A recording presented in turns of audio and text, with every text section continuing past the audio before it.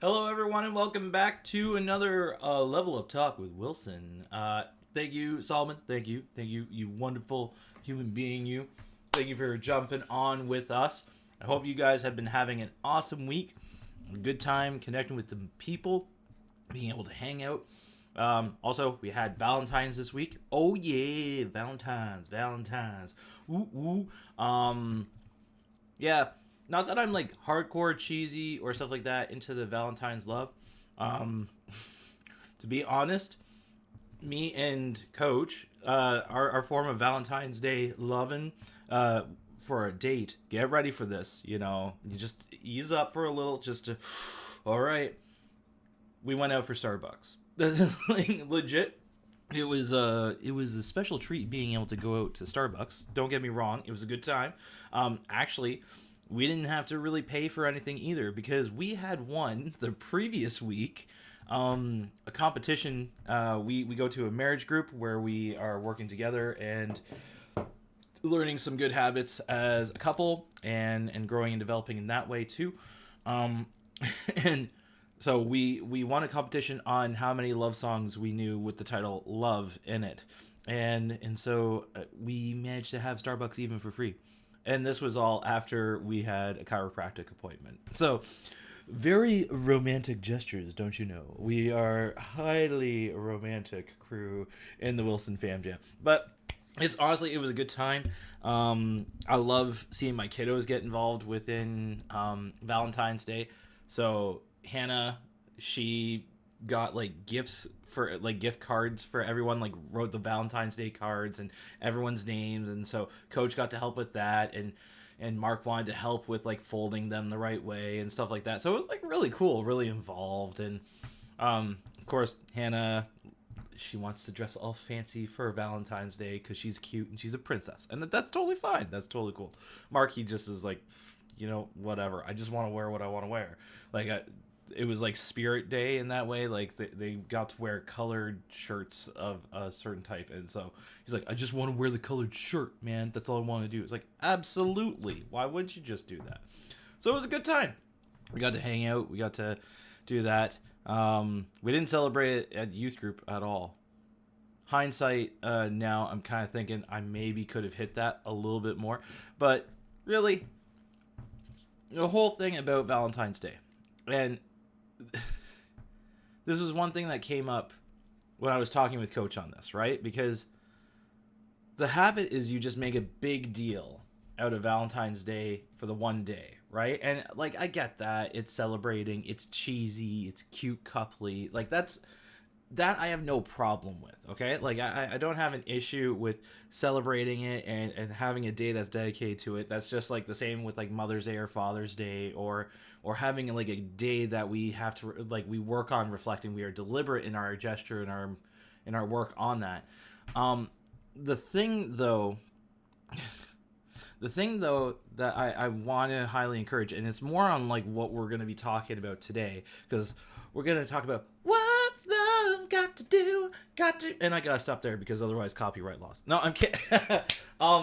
No, it's really like the whole idea of like what are we doing about actual love? Like we kind of get all hyper focused on the sexuality of love, the intimacy of it, and stuff like that. And yes, absolutely. Like when you're forming a couple bond and all that, yeah, of course that makes sense. But more time than not, we really need to understand that love is truly about like how are we committed in the long haul. And like the cheesy response is it's not about like the young couple that's holding hands, it's about the old couple who've been through it all and stuff like that, or holding hands. But like legitimately, that kind of is it. Like that's kind of the goal, right? Like when I'm an old dude, yeah, sure, I wouldn't mind Coach still looking at me like, dang, even when he's old, he's like a fine wine or like a well aged whiskey. In that way, though, this barrel is kind of big already right now. We're kind of working on that aspect a little bit at a time each time. Um, But in all honesty, I want her to be able to look at me and go, man, yeah, he's been good. He is good. And not out of merit, but like out of honest commitment and love and investment and care. And I want to look at the same thing to my wife and be like, man, like, Hoagie Dinah, did I get one heck of a blessing from God? Because she's been there with me, and I put that up into a post. This isn't, again, not self promotion. I could care less, but I can pick on me. So this is not all like, look at how great Wilson is. Wilson messes up a lot. Okay, like, one thing that I really feel bad on, and she might watch this later and she'll know, and we've talked about this kind of, one thing I have a hard time doing is planning dates. And it's not because I don't care about planning dates. I really do. But I get so sidetracked on everything else that's going on. My brain's swimming on other things, and then at the end of the day, I don't think about the date. Do I absolutely care about my wife? Heck yes, I do. Do I show that love in other ways? Absolutely. I try and do my best to be a present husband and a helpful husband. But part of that is I have a hard time with focusing on date nights. And that's something I encourage anybody. Like, when you're in a relationship, you got to invest in that. And it's both people working on that together, not just one. But my wife does have time. She does have that capacity, and she does think about those details. And it's awesome. It's a good time. And so for the majority of our marriage, that's what she does, is she plans our date nights. And so that's an area that I got to work on. But more recently, we've been kind of talking about that, and she really was like, well, this is my time that I can be doing that. And really working on it. And one thing that I've really appreciated in time with Coach and talking more through the experience of being parents, and we are still growing as parents, by golly. Like, we have a kid that's going to be turning 8 next month. Ooh, my knees hurt after saying that, okay? Like, really hurt. Because you realize, dang, your kids are getting older. Like, 10 more years, and my kid is then an adult. Whew. Okay, guys, stop giving me reality checks here by me talking, okay? You need to be putting something out there that's like, get off topic somewhere else. But, like, in all honesty, the one consistent thing that's going to be around is my faith in God and my relationship with my wife. And that's the thing that I can really sit on. And so, like, I need to work on investing on that. Because at the end of the day, my kids are eventually going to be outside of our house. They're going to have their own families. And the thing that I got to own up on is, how do I demonstrate that to them? How do I demonstrate what a good relationship looks like? How do I invest in my marriage so that when the kids are out, I don't have this person that we've parented together and then we go, I don't know who you are. And have to reintroduce that. And that's always a process. You're always learning from each other and learning in that process too. But yeah. And so that's why today's talk, we're talking about love, but we're not talking about like the romantic. We're not talking about what I call as phileo love, which is like, bro, like, yo, what's up, man? Like, when me and Tom hang out, we do a lot of fist bumping, tackling. That's like phileo love. That's like, bro, like, yeah. Storge is like, I'm giving you 4 Greek words. So eros is erotic love. That's where it's like touchy, kissy, all the romance movies awkwardness that you get around Valentine's Day. That's more what it's about. Awkward moment. And then storge is like this kind of like love that's like, yo, I really like you. I really care about you. And it's like, it's kind of like appreciation and affection. That's more what it is. we're talking about agape. We're diving into this idea of what is agape love, which is God-driven love or sacrificial love. The idea that it is out of the strength from God that we are able to pour out into those around us.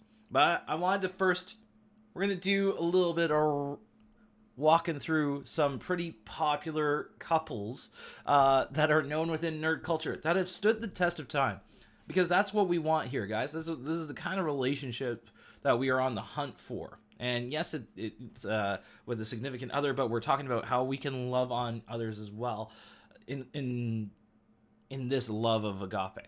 So first one, I have a feeling you guys are going to know what I'm going to jump at. Because if this isn't like one of the couples that in your head is like, yes, like that's a core, we might have to have a conversation with you and re-educate you in your nerd culture. That's all I'm saying, but I love you. It's Superman and Lois. Like the iconic comic book couple. They are the ones who have been there together since practically day one. Like, come on, guys. There was even a show, Superman and Lois. Or before that one, Lois and Clark. Okay, come on. My 90s crew, you guys watching and feeling old like me, 90s crew, how many of you did not get like so amped when this show came on, right? Because you wanted to see that couple power moment, and then you had this connection. It was like, are they gonna finally commit? Are they gonna like dare Solomon, you're funny, iconic, but dare I say overrated couple. I agree. Yeah, they're like ultra cheese. Okay, I get it, 100%. But that's also kind of the beauty of it too, right? Like they are connected. They're just, it's almost like it's a weird if there's a universe where they're not a couple. And you actually get to see this in Injustice, which, by the way, fantastic comic series and fantastic video game. There was one movie that was done with Injustice, and the one Superman that went like hardcore, like rules, was not listening to anybody, was not willing to stand to reason. And the only way that they were able to stop him, oh, I'm feeling it right now. Okay, it's really good. The only way that they could stop him was by getting the Lois of another universe who lost her Superman and had a baby. Like, she was pregnant at this point, and Superman is just like, what? Lois. Because, like, in Injustice, Lois is literally killed off by the Joker and their unborn child, which makes it, like, whew, hard hit. Like, this is what sends Superman over the top. He's like, just, everything's evil, it's brutal, it's gotta be destroyed. But it took another Lois from another universe to point out that you look like my Clark, but you aren't my Clark. Like, you've allowed evil to corrupt you in this case. That's not my Clark. And those words from her and the call out from Lois legit shifted things. Legit, like, just was like, Lois, I did mess up. I really did. And you're just like, what? Like, superhuman dude getting told off by this woman, and like, because she cares about Clark, whether it's her Clark or another universe Clark, she knows the potential in him. She's seen it, and not just for what he can do, but for who he is. She loves him, that he is hope, and he is there. She's inspired by him, but then she supports him and does like call out and working it through. The back and forth nature of Lois and Clark, of Superman and Lois, is just, it's good. So yes, I will admit, Solomon, probably the most overrated couple and just overused in some ways, but really they've stood the test of time. They keep on investing. So this is why they make it into the list.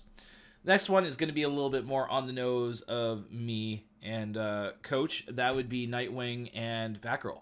Because, let's be honest, look at that. That's cute. they adopt a puppy together. It's like, it's cute. It's adorable. It's amazing. And like, come on. Nightwing, Batgirl, Dick and Babs. Like, you know it. It even, like, they get married in another series. It's fantastic. Like, you just, like, I get there are people that like Starfire and, like, ship Nightwing and Starfire. Is like, okay, you just want some alien loving. And I appreciate that even Nightmite pushes it, because he's like, yo, I usually ship Dick with Starfire, but, like, whatever makes him happy. And she's like, I don't like this guy anymore. And it's funny. But they're iconic characters. And one of my favorite moments, what comic was it? I'm trying to remember the comic where there was, like, just this hard call out from Dick from Babs. And it was when Dick's identity finally gets revealed. And this is under a Tom Taylor comic series. So all you comic nerds, unite together and read this fantastic series by Tom Taylor. Fantastic stuff. And really, his home is blown up. He's worn down. He's tired. He's trying to do everything. Yes, Solomon, nerds work together. He's like exposed to the point where, like, he has no safety net. And he apologizes to Barbara and is like, I'm sorry that I put you in this position. I'm sorry that I put our life, our relationship, you into danger. And the best part is Babs is just like, heck with that, man. Like, when aren't we in danger? When isn't there a potential threat of Brainiac coming to destroy the world, or someone else to find out about our identity, or to get annihilated by some other weird starfish being from another universe? Starro fans, that was for you. But, like, legitimately, the risk is just always there. But Babs says to Dick that really the key thing is we're here. Nothing's gonna separate us. We go through it together. The good, the bad, the ugly. Like, it's like an ultimate couple move. It was like, you know what? Babs, 100%. Beautiful. Like, some of the things that she threw down, I'm like, yo, nerds, you could be writing down some vows off of what Babs is saying. It's beautiful. It truly is. And yeah, my encouragement for you guys, follow the Nightwing and Babs relationship. It goes definitely in its up and downs. Like, they are not perfect, and Nightwing is a little thick in the head sometimes. I wonder why I really connect with Nightwing. Other than he's robustly cool and buff, and I wish I could. I just need to do it. Saltman throwing down Green Arrow and Black Canary. Fantastic. Yes, actually. That's funny. Okay. Yeah, we're going to do it. We're going to do it because you brought it up. You wonderful human being. Green Arrow and Black Canary. I want to show you one of my favorite comic covers. There's two of them. And it's like ultra cheesy. So first one is this one. I actually love this one, where Black Canary's arm is holding out the bow, and Green Arrow is pulling at the arrow and the string. It's unison. It's working. It's beautiful. It is a couple thing, and they even have, get ready for this, nerds, they have like a figurine statue of this, and I desperately want to get this for like an anniversary present with me and Coach sometime, because like that to me says it right there. They are not the perfect couple. They fight, they argue, but they always bring it back together. They always find each other. Oliver desperately loves Dinah and really is invested. Dinah puts up with a lot of shenanigans with Ollie, but she's there. She will fight. They will do it tooth and nail, and it's just, yeah, 100.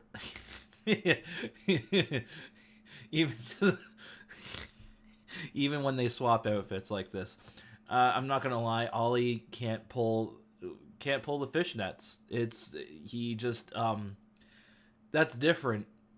I don't know if I can really unsee that. I'm sorry for all of you viewing it and for all of you who audibly are joining in.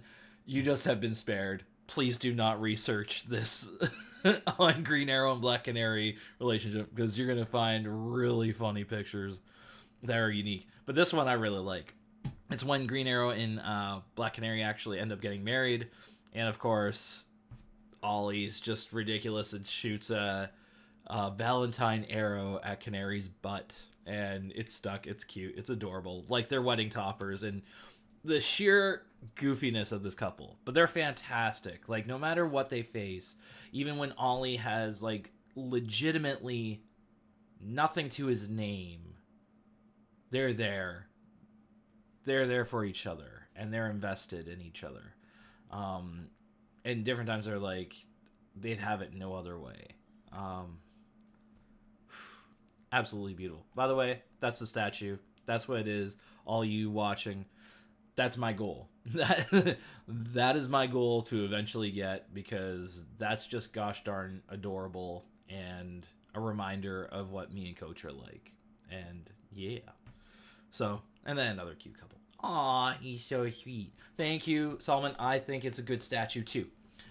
Good statue. So, we've gone through Green Arrow, we've gone through Nightwing and Batgirl and Lois and Superman. Now we gotta hop over to Marvel, okay? One couple that has actually been consistent, because that's the hard thing about Marvel. I have not seen consistency. Even with, like, I was gonna say Mr. Fantastic and Invisible Woman, aka Mrs. Fantastic. Yeah, they're everywhere in their relationship. So, like, Reed, come on, man. Like, step up. Fight off Namor a little bit more, and it might work out for you. Thank you, nerds. Ben Grimm and Alicia Masters. Okay? Like, legitimately, the dude is the thing. You actually are kind of like, how does this even work? And of course she's blind, and then you go, oh, so like she doesn't know how ugly it is. Okay, I want to push back on this. Push back. Ready? Push back. Eyes focus. Eyes focus. Ears listening. She didn't have to be blind to embrace him. Okay? Like, she didn't have to be blind. In fact, by anything, her blindness would accentuate who Ben Grimm is, right? Because in her blindness, all other senses are, like, way more amplified. So she'd be able to detect certain things. She would probably hear, like, the grinding of the stone matter that is his skin just by him walking around, moving around, stuff like that. Like, that would irritate, right? Or even, like, feeling that when she goes to hug him or kiss him or stuff like that. Like, that would be so frustrating. Solomon, I agree with you. I hope the upcoming Fantastic Four film would be good as well. Fantastic Four has just had a real rough go at different things. So, Fantastic Four crew, make it right. Do it right. But Ben is always that character, that one guy that you feel for. He's the rough dude, and he's got, like, a rough personality. I get it. But he's like a dude that's wholeheartedly committed to Alicia. And Alicia is wholeheartedly invested in Ben. Like, looking around, you have Johnny Storm, who legitimately is eye candy. You have Reed and Sue Richards, who are, like, the couple that just really still needs to hash things out together and having their family. Like, you'd be like, dude, Ben needs love. And what do we have? We have Alicia Masters, who is the one who gives him love. He needs that support. But the thing is, their relationship is so invested into each other. They get one another. They talk. They work through things together.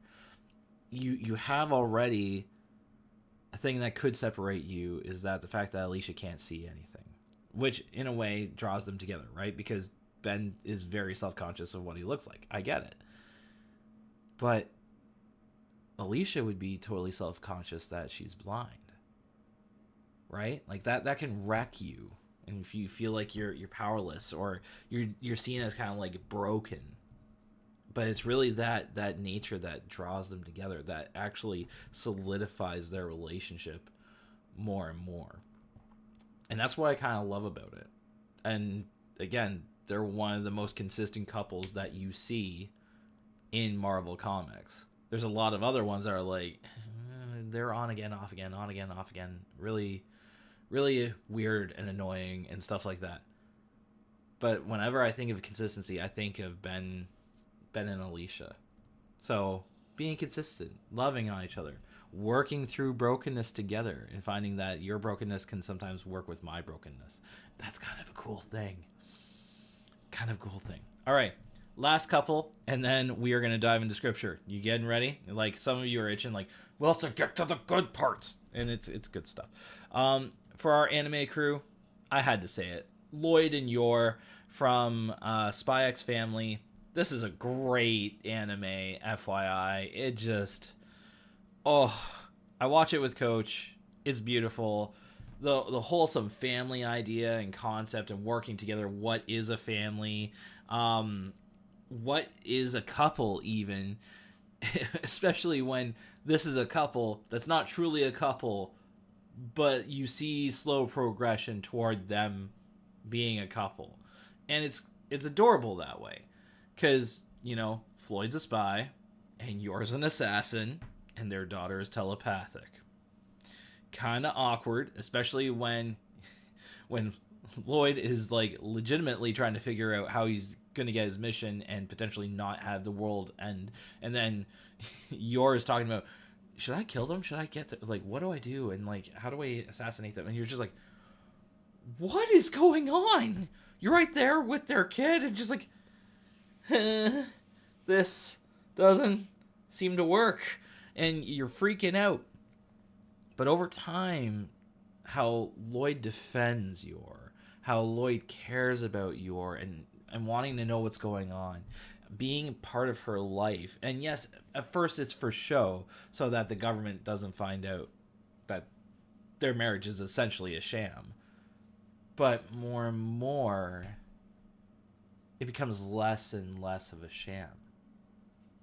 And I love it.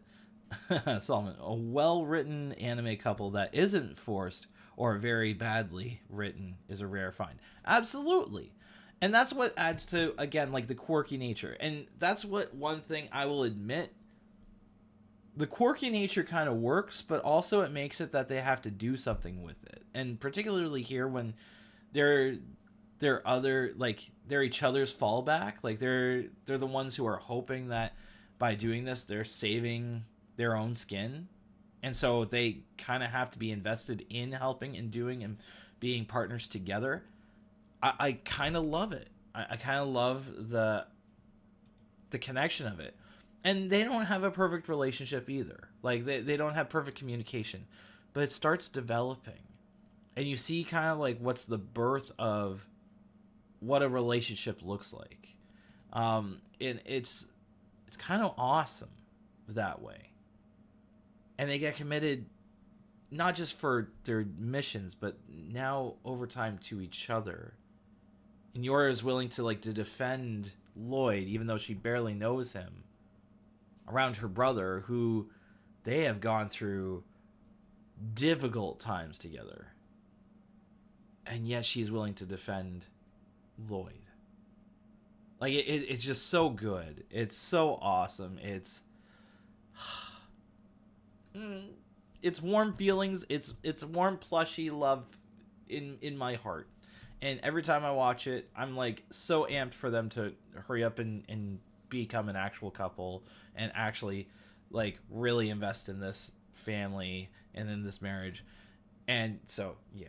It's my coupley anime. I'm sorry, but I'm also not sorry because I get to share it with Coach.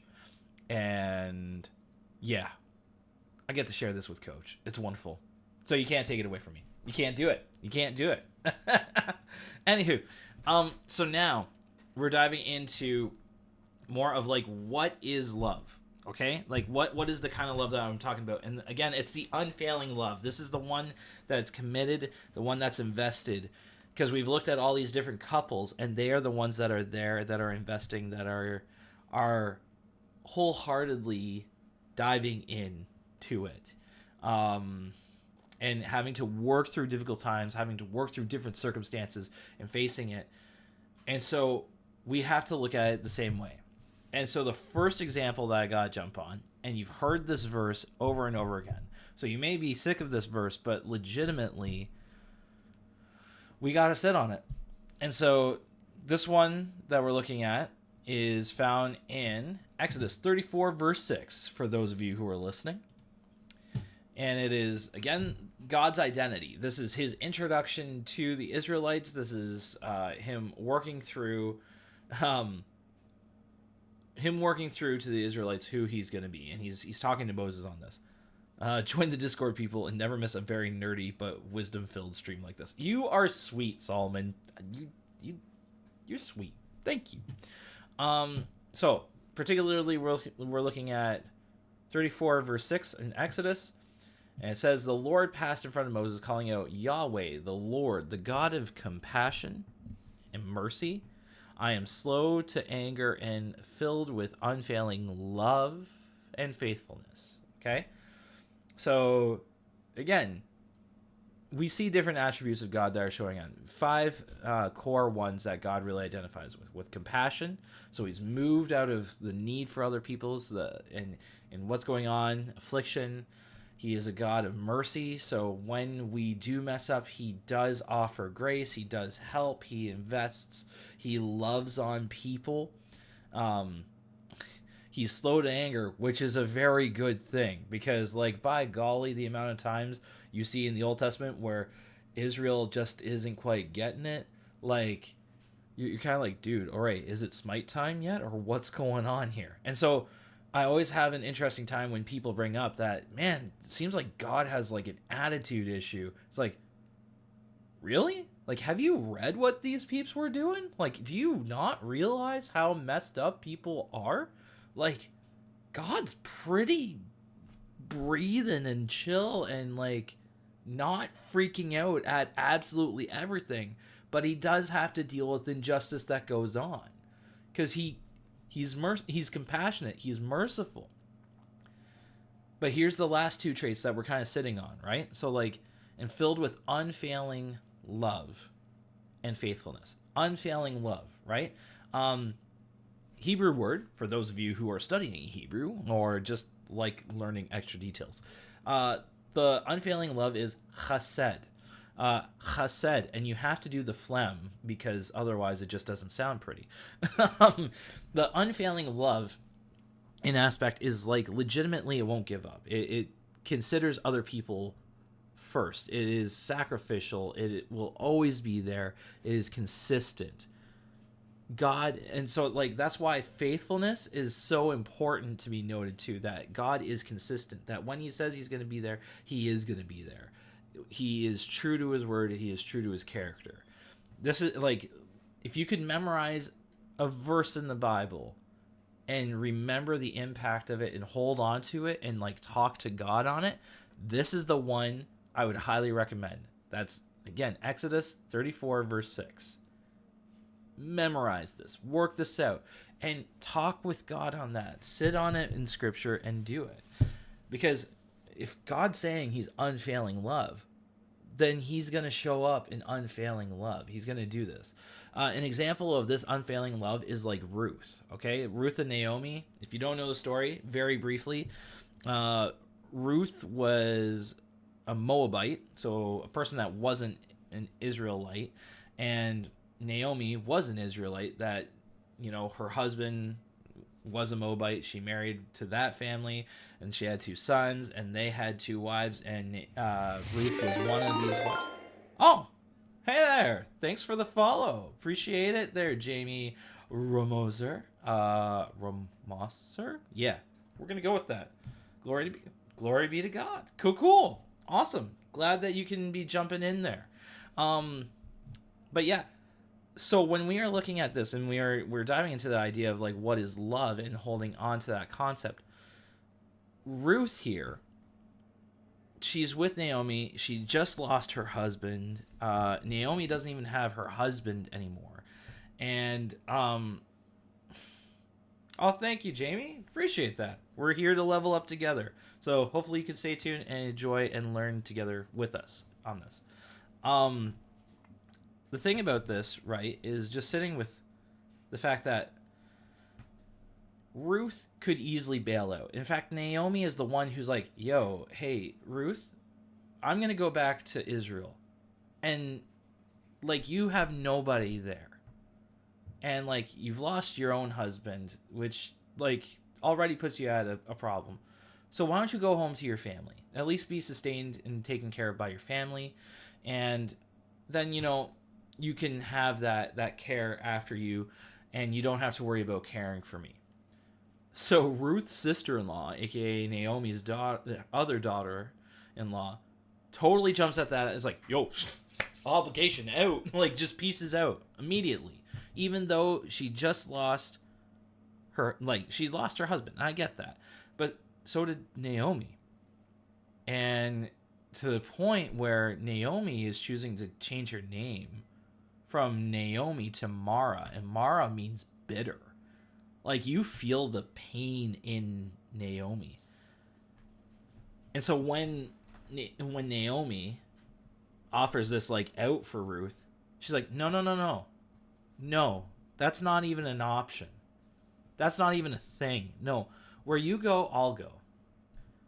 Where you stay, I'll stay. Like, I'm here with you. I'm going to follow you. Your God is my God. Like, the love that's shown here is actually known as chesed. It's a choice, it's a commitment, it's a follow through, it's an action that's done. That's like, yeah, no, I need to follow this person. I need to stick with them, and it's so cool. It's amazing. So that's the kind of love that we're talking about. Another famous passage, John 15. Specifically verse 13. And this is the one that's also most quoted, but again, you need to understand the context of what's going on here. So I'll read the verse, but then I'll lay down the whole concept of what's being thrown down here. There is no greater love than to lay down one's life for one's friend. Okay, that's Jesus' own words, and it's quoted on that, and it's the commitment, the value of friendship. Again, you need to remind yourself of the situation that's going on. Jesus is prepping for his death. Like, this is during the night that he is going to die. Like, this is the night before he's going to die. Yes, context is important, people. Thank you, Solomon. When Jesus is saying this, he's also sharing the I'm the true vine, right? The whole concept that we can't be anything without Jesus, that we need to be leaning on Jesus for any kind of growth and connection that we have with God. It has to be affiliated with Jesus. We need to be held into that, and we bind ourselves to that. So part of that is we obey his commands. That actually happens in verse 10. When you obey my commandments, you remain in my love, just as I obey my Father's commandments and remain in his love. Interesting. So part of love and development is actually following Jesus, following his guidance, following, like, you know, loving the Lord your God with your heart, soul, mind, and strength, loving your enemy as yourself, or loving those around you, right? That whole concept, imagine that. What are some ways we can show love to our enemies? That verse has been perplexing me for many years, honestly. Thank you, Jamie. That's a good question. So, typically, when we're talking about that, it's really the baseline that we don't retaliate, but we show care, genuine concern, helping those around us. One of my favorite things that is talked about in Romans is, like, we are to live at peace with other people. We actually covered this with our nerdy Bible study group last week. But we are to try and live at peace with other people, right? Like, there's supposed to be an aroma of love, of care and respect for those around us, right? And sometimes that means biting the bullet on typically how we would want to naturally react to things, right? Talking with my kids on, you know, someone picks on you, you know, you still need to show love to them. Now, of course, you tell us as parents and we can address this kind of thing, but you still need to show love on them. Part of our prayer is that, God, help us to demonstrate your love in how we talk, how we speak, how we think of other people. And it's all affected in who we are in doing that, because we are remembering that every person is created in God's image. That's legitimately scriptural, holding on to that. And we see that the way that Jesus loved on people was a willingness to meet them, to care for them, to respond to their need. And that need sometimes was food. Sometimes that need was a healing word. But sometimes it was a direct response to, hey, like, there's something going on here. And I love you. But you're not going to be able to move forward if you don't address this, right? Like the woman who was caught in adultery. We always really love the idea that, like, Jesus steps in and potentially writes the sin of all these bad dudes, all these guys who were ready to stone her, and they were really doing it to try and take down Jesus. And Jesus honestly calls out, well, you without sin cast the first stone. He easily could have been like, okay, I'll huck that stone because technically that's true. But he was demonstrating that, whoa, hold on, like, do some self-evaluation here, guys. Like, realize we all messed up. But really, then what do we do about it? And he says to the woman, yo, where are your accusers? Like, is there no one here? And she's like, well, yeah, there's no one here. He goes, neither do I, but go and sin no more. He loved on her. He literally provided the mercy that we just talked about in Exodus 34 there, right? He provided that compassion that they were using her as bait for Jesus. And she was doing something wrong. And he spoke directly to her, showed love to her, but then said, okay, now go and sin no more. Realize the grace that you've been given, and now do something about it. Change something that's going on. That's also love for one another, right? And this is where Jesus is talking about obedience to him is demonstrating that love, because that kind of love is going to be following his path and how does he handle things. This is my commandment. Love each other in the same way I have loved you. Literally right there. There is no greater love than to lay down one's life for one's friend. You are my friends if you do what I command. I no longer call you slaves because a master doesn't confide in his slaves. Now you are my friends since I have told you everything the Father told me. You didn't choose me, I chose you. I appointed you to go and produce lasting fruit so that the Father will give you whatever you're asking for in my name. This is my command. Love each other. Ooh. Okay. This is what's going to springboard into our next part of, like, what does that love look like, right? Because we typically use this passage for, like, coupley romance, stuff like that. That's not the context of what's being done here, okay? Like, that's not the thing that's happening. Is fruit just a fruit of the Spirit? Off of this lasting fruit, I wouldn't say it's really talking about fruit of the Spirit. It's more talking about, like, how you are growing people who are following Jesus, right? So when Jesus typically is talking about fruit in that baseline, it's off of growth of other people coming to faith and coming to join in that relationship with him. This is why it appropriately connects to I'm the vine and you're the branch, right? Jesus is the one who produces the fruit. We can be I'm trying to remember what specifically, like, we can be pruned, but we are grafted. That's the word. Grafted into his vine. When we choose to follow Jesus, we are grafted into him, and we are producing only fruit when we are tied to him, when we are pulling from the enrichment that is Jesus, so that we can pour out and have more fruit in other people. And part of that fruit is, yes, character and spirit, but the fruit of the Spirit is more like, how does the Spirit lead in you through that, right? Because we're talking about the Holy Spirit. The Holy Spirit's in people who are following Jesus and are pursuing him, but they need to look like that too, and not like look for show, but like actually demonstrate that. And that's the fruit of the Spirit: love, joy, peace, patience, goodness, kindness, gentleness, faithfulness, and self-control. Like, all those things are tied into that, and not each one's just a specific fruit. No, they're all tied to the Spirit and stuff like that. Missionary Gamer programmed a Bible chat thing that would help stream out. Thanks, Jamie. I'll have to look into that. Thank you for that. I'll look for that resource and stuff like that.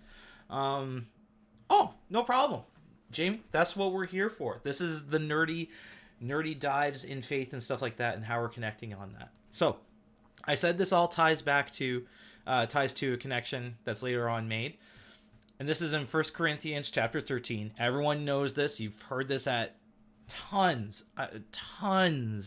of weddings have this, where it's like all couples, okay guys, remember what love is, or substitute love for the person's name. It's like, don't do that. Like, I hate to say this, but don't do that, okay? Because that's not what the whole point of the scripture is, okay? So again, context is everything. 1 Corinthians, Paul is writing a hardcore letter to the Corinthian church that's like doing a lot of hard evaluation. And the biggest evaluation that he's got on this church is these people don't love on each other well enough.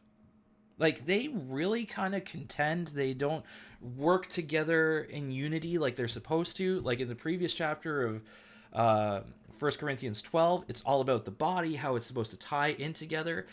Previous to that, you're even looking at how are church members not really taking communion together well. He's like, guys, like, you're causing more problems out of this than you are good. Like, it's not helping. So let's work on what is this love idea, because like, we're supposed to be united, but we're supposed to be demonstrating in love. We're supposed to be doing what Jesus did, right? Which is living that out in love and working that out together. And so he dedicates all of chapter 13, which I'm not going to dive into all of this, but I am going to sit on the first 7 verses, because you really need to get this whole idea of what is actually love about, right? Like the need, the necessary attribute, because we talked about Exodus 34:6. God is love. He's this, as we put it, unfailing love. He's always consistent. He's always there. He's always investing and stuff like that. So remember that. So I'm going to read from verse 1 to 7 here. You guys can follow along on the stream, or you get to hear my voice on the podcast later. If I could speak all the languages of earth and of angels, but I didn't love others, I would only be a noisy gong or a clanging cymbal. If I had the gift of prophecy, and if I understood all of God's secret plans and possessed all knowledge, if I had such faith that I could move mountains, but didn't love others, I'd be nothing. If I gave everything I have to the poor and even sacrificed my body, I could boast about it. But if I didn't love others, I would have gained nothing.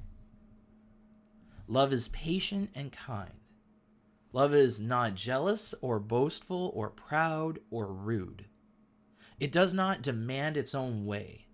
It is not irritable, and it keeps no record of being wronged. It does not rejoice about injustice, but rejoices whenever the truth wins out. Love never gives up, never loses faith, is always hopeful, and endures through every circumstance. I don't know, guys, but that like legit, that's a call out right there, right? Because it's all motive, right? We kind of do these things for show. Like, really, let's do some assessment, right? Oh, have a good one, Jamie. Thanks for jumping in. Hopefully we'll see you next week and get in some more goodness. Oh, cool. Thanks for the heads up too on that. Appreciate that, Jamie. Have a good day. Yeah, let's dive into this. Let's pick this apart a little bit. If I could speak languages, like all these different capacities, right? Speak other languages of earth and angels. So heavenly mindset, earthly mindset. But if I'm not loving others, I'm just useless. Like, if I'm not demonstrating what that impact is of that knowledge or stuff like that. Or as it's followed up. If I have the gift of prophecy, if I have understood God's secret plans and possessed all knowledge, if I had such a faith I could move mountains, but I didn't love others, I would be nothing. Like, legit, that's a big repertoire, man. Like, this is you being able to speak on behalf of God to other people. being able to understand God's big plans and understanding how he operates, that like you can move mountains as Jesus like calls out. But if your intention is not investing in the people around you, if it's not to love on other people and to support them and like encourage them to grow in that relationship with God, it's nothing. It's useless. If I gave everything I have to the poor and even sacrificed my body, I could boast about it.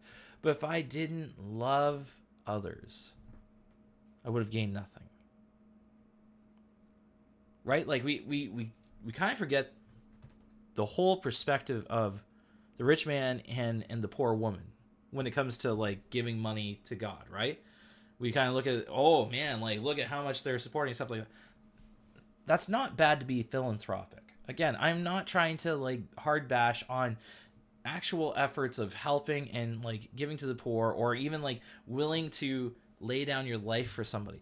But again, if it's not for the sake of the other person, if it's not for God or for other people, you're missing something. It's the commitment and mindset and motive, right? I can do the most beautiful thing for my wife, right? I can decorate the whole house and get her a whole box of chocolates, all that kind of stuff like that.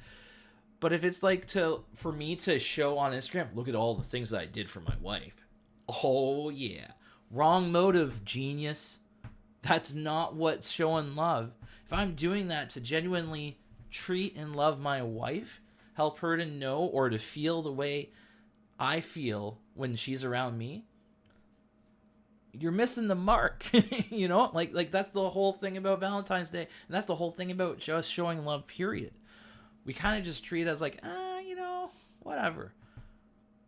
Most often, and this is not to be a cheapo, this is not trying to be like, yo, cheap guys, we get it good.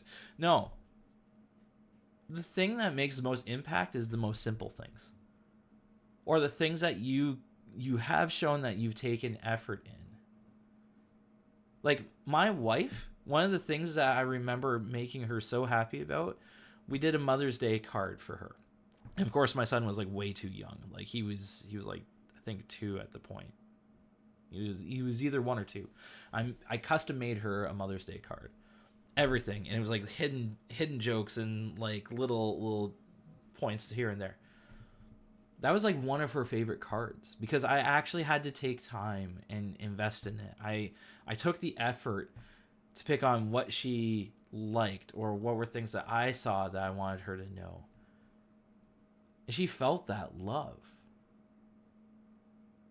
Like it's that little extra effort to genuinely show love.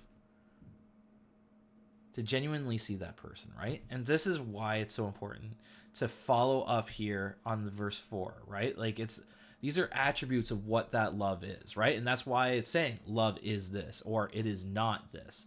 It's giving you the clarity of like, what is it? Love is patient and kind. Yo, patience and kindness is something that's tried over and over and over again. It's a consistency attribute. Love is not jealous or boastful or proud or rude. Again, these are all about self-reflection. Jealousy is about, this is what I want. Or boastful, well, this is how good I am. Or proud, yeah, so good. Or rude is like, man, I am the bomb. You weak sauce. You just like whatever, right? Like, no, it's not about self. It's about investing in the other person. It does not demand its own way. Oh, so you get out of your own freaking way. Like, it's caring about people. It's investing. It's not irritable. It keeps no records of wrong. That one, I'll say, guys, is a hard one. Because sometimes when things are brought up on you, what's your natural response, man? Yo, at least it's not as bad as what you did here last week. Or like, don't you remember when? Or how come you haven't addressed... Guys,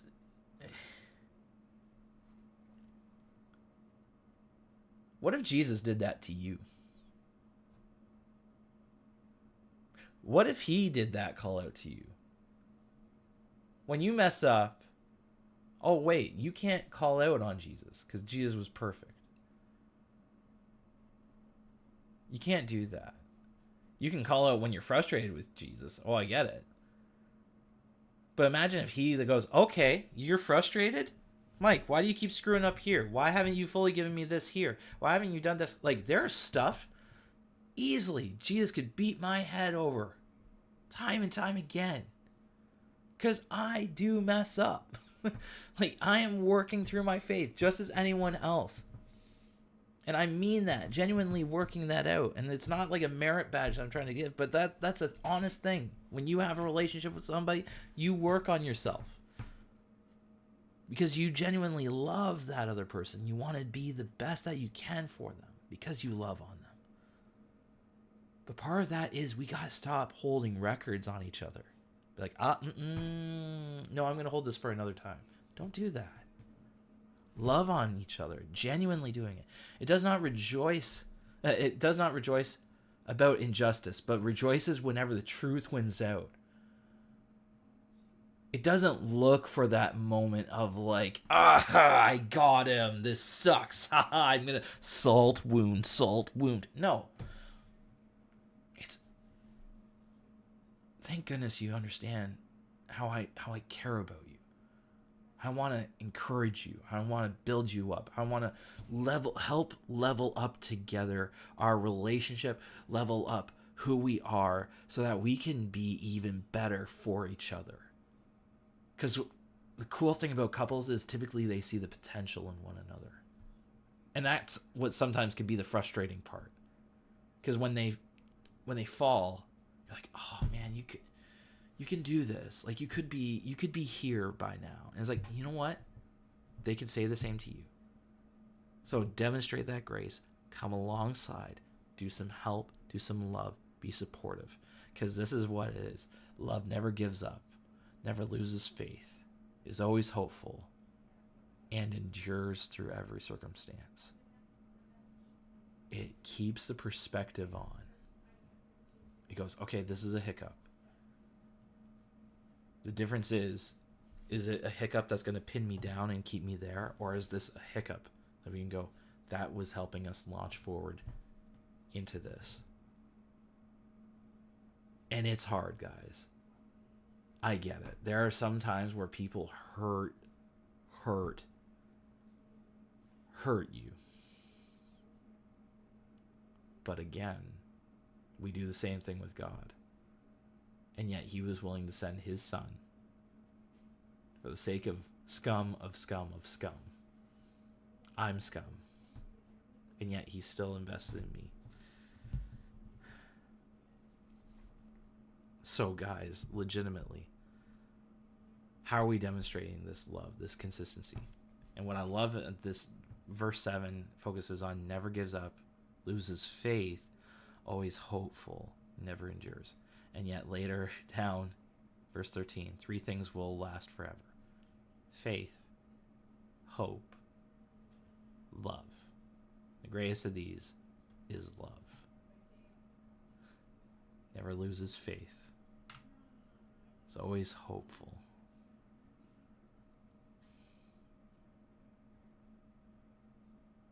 How are you holding on that? How are you demonstrating that? And you don't have to be in a couple in a relationship to do that.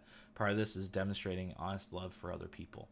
Because you notice here, Paul never says, now between a wife and a husband, this is how, or a girlfriend and a boy. It's like, he doesn't do that. He's saying, guys, this is how you love on one another. It's as simple as some of these things, but it's also as hard as these things, right? Because we say it so simply, and yet it's so hard for the follow through.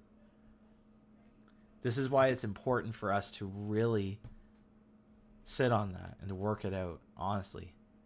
God, how am I doing that? How am I doing this? And part of that is maybe we need to reread 1 Corinthians 13, 1 through 7. And take the relationship glasses on and just literally look at how am I demonstrating this to everybody? How am I doing this? Because I tell you what, that would be mind-blowing. That would be amazing. So, yeah, that's how I'm going to end it off here, guys. Your level up challenge for this week is honestly just dissecting here 1 Corinthians 1 through 13. Or, 1 Corinthians 13, 1 through 7. And just going, how am I doing this not for just my significant other, but for people around me? Because it's great we got these couples, these power couples of nerdiness, so to speak. And they're iconic. And they're awesome.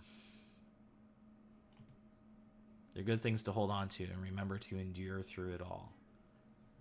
But again, guys, the real ultimate question is, how are you doing that to those around you? Because you're supposed to even love your enemies. Not just people who are only following Jesus. You're supposed to be showing that love to other people. How are you doing that? You need to sit on that. Yo, Solomon throwing another quote down. Let's hear it. But I say to you, the Lord says, love your enemies. Do good to those who hate you. Pray for those who persecute you. Why did he command these things?